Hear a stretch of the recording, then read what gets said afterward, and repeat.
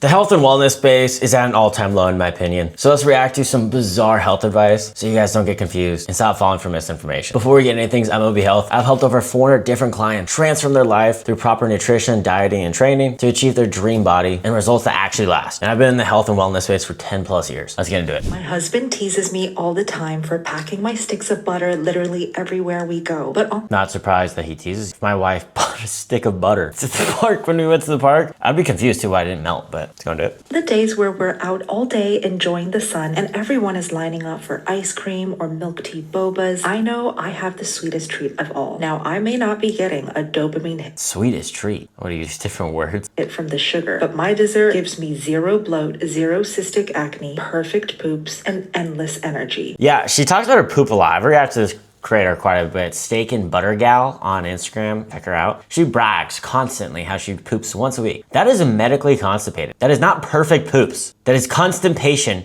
and you're flexing it. You know how crazy that is? Flexing medical constipation. Not an opinion, it's a medical grade constipation. Also, what's up with butter? I see these carnivores go crazy for butter. A stick of butter has trace minerals and vitamins, trace amounts, a whole stick. Basically just getting vitamin C, which you can get from a supplement. Literally any supplement, a multivitamin, you can get over 100% of your daily dose for 0 calories rather than having over 800 calories for a stick of butter. I don't fucking care what you say. You're gonna sit here and call me fat. Call me fat, baby. But don't sit here and try to pretend like you don't eat pizza, you don't eat fast food, you don't do any of that. The only reason you get away with it is because of your fast metabolism.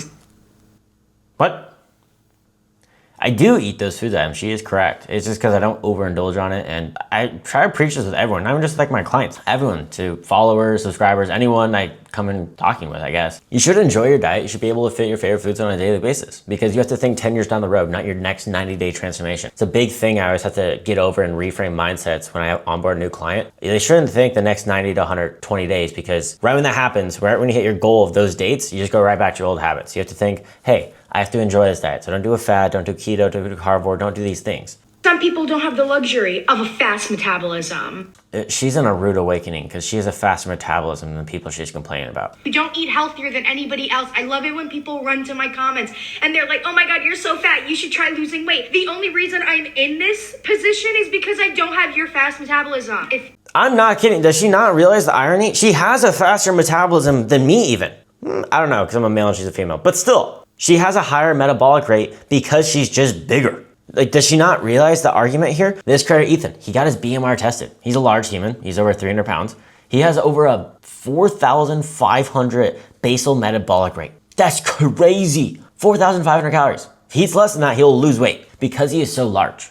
So when people are bigger and they're like, they don't have a fast metabolism, it's really ironic because they actually have a higher metabolic rate due to the fact that they're bigger. This is how you burn your calories in a whole day. So your BMR, that's primarily driven by your body weight. And that's why when you're losing fat, for example, your metabolic rate slows. So if you're person A and then you end up person B, people are always like, oh, I crashed my metabolic rate, crashed my metabolism because I was dieting. No, you went from this size to here. So now you don't burn as many calories because you're smaller. Do you eat as much as your friend that's 100 pounds? No, because they're 100 pounds. You burn more calories.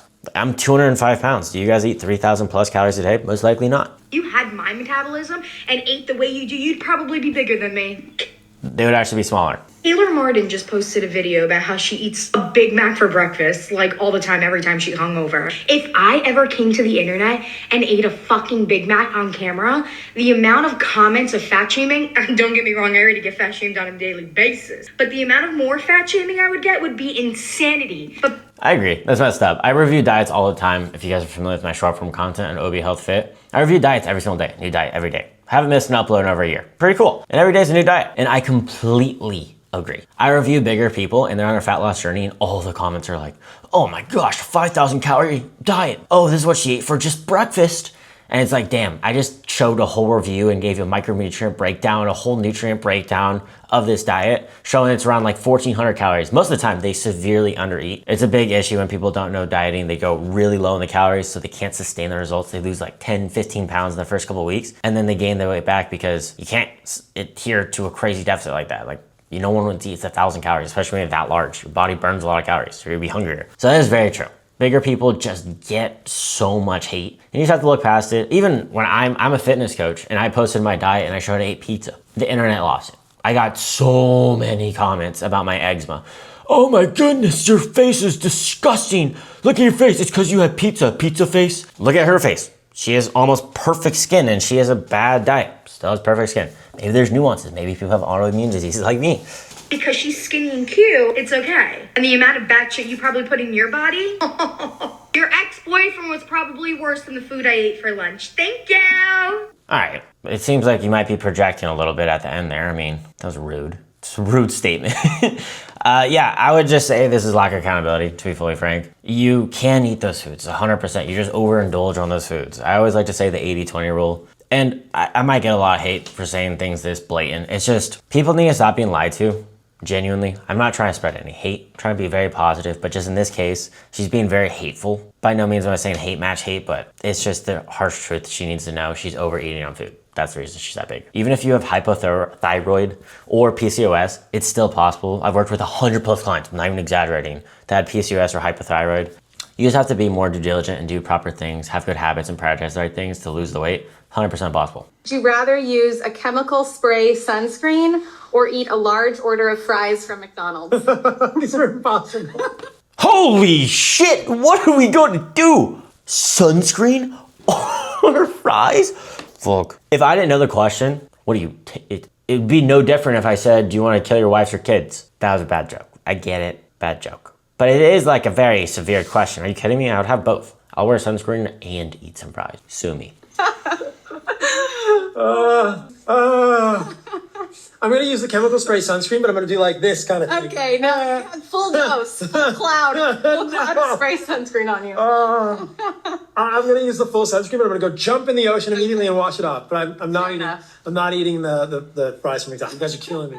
I don't get why people listen to Paul Saladino still, because he started the carnivore movement, made a whole carnivore book, made millions of dollars, and then he backtracked and said, hey, I have so many side effects, I'm not gonna do carnivore anymore. We should actually have carbs and fruits because holy cow, my body, I'm having heart palpitations, I'm having low testosterone, low libido, I'm cramping up constantly, and then does this. Like, what is his next fad gonna be that you guys are like, oh, listen now, he found the cure now. Seed oils are not the end of the world. They're heavily dense in omega-6 fats, and it's your omega-3 to omega-6 fat ratio that really balances your inflammation and things like that, your hormone regulation. So if you have some things like that, supplement your omega-3 fats and just don't go crazy on the omega-6.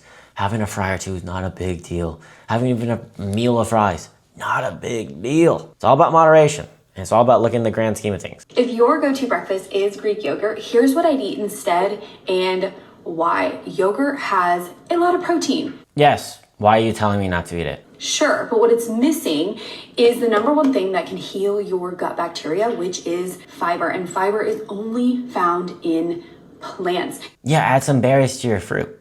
Sorry, that was a stupid statement. Add some berries to your yogurt. It's a probiotic, which is great for your gut health, and calcium has been shown to alleviate a lot of colon cancer, which is the number one thing that is killing people under the age of 50. Fiber also helps with that, but calcium is also a phenomenal tool. And probiotics are amazing for your microbiome. And dairy messes with your gut bacteria, causing your digestive issues. And sure, why are we treating everyone like they have lactose intolerant? If you have the enzyme, you're big chillin'. If you're nerfed at birth and you don't have the enzyme, yeah, don't have dairy. But dairy doesn't naturally just disrupt all these things. Most people can have dairy with no issues. You're adding a little bit of chia seeds, but it's not enough to actually heal and allow to feed your good gut bacteria. All fiber is good. Don't demonize just a little bit of chia seeds. Most people don't get enough fiber. That's why colon cancer is the number one cancer that is preventative under the age of 50 that are taking people out. Number one for men, number two for women. Any amount of fiber is good. Why are you freaking out?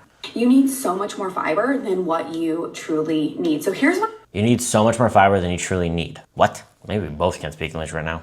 I did instead, and how I start my mornings, I started with a high fiber breakfast, and it literally changed everything for me. My cravings reduced.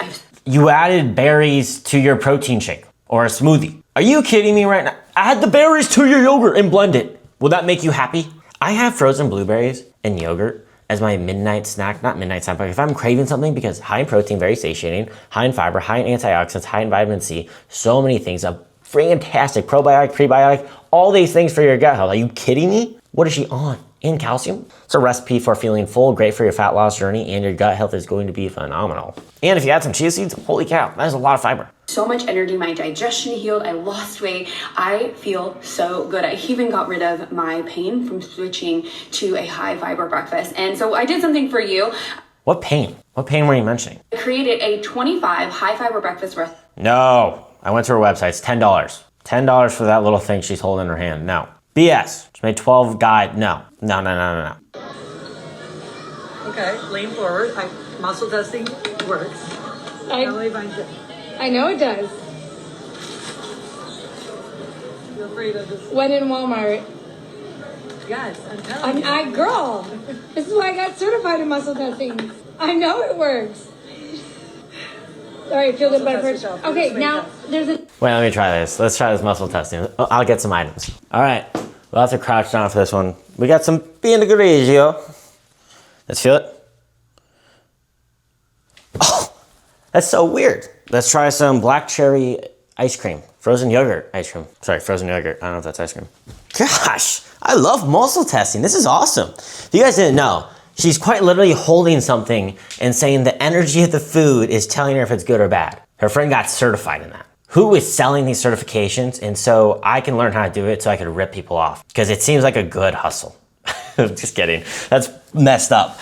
Don't do muscle testing. I don't know if I need to say that. This is a level of delusion I didn't know existed. Yeah, keep sending me these. These are fantastic. Nice and quick video today. Please like and subscribe. See you guys again.